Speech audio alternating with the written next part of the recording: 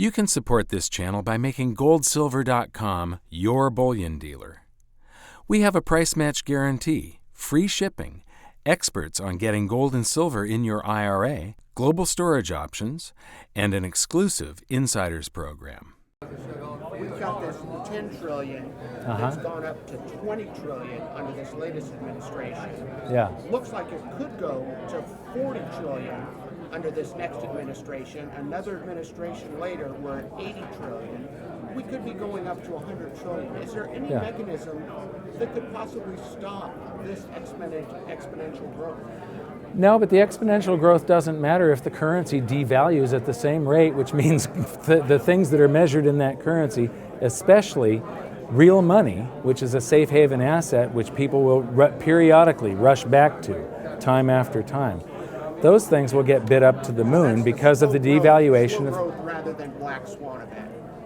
Yeah, but that growth is speeding up. The doubling is happening faster now than it used to. The doubling of debt, and I believe that it'll continue to speed up. I showed you in the main presentation the financialization of government, that the tax revenues of the government now are very reliant on the stock market doing well. It has to go up. So when it crashes, it means that there's less income, and so that means there's more deficit spending.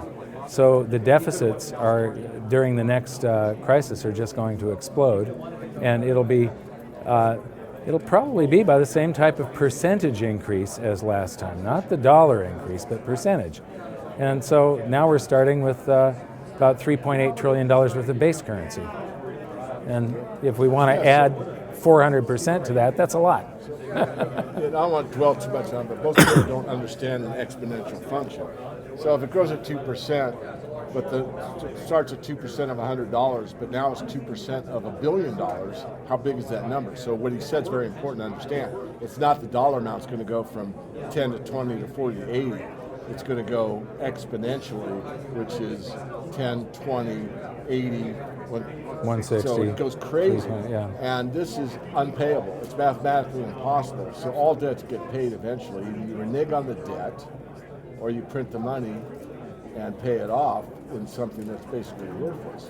And then you have a reset, or something, or a war, or all kinds of things. No one knows the exact outcome.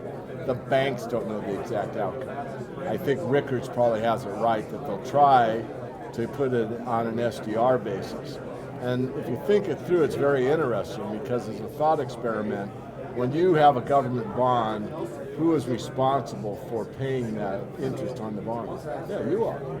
Well, it sounds real cool when it's the full faith and credit of the United States. What they're really saying is full faith and credit if you're back working labor to produce what they created out of thin air. That's the truth of the matter. Yeah. And there's no way to stop it. Well, there is. If you go to the SDR and they issue bonds, there's no entity that's an SDR citizen that has to pay back the bond.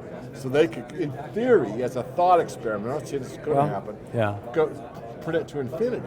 It's still a scam, but there's no parties responsible for it except the banks themselves. And we all know who they look after. Right.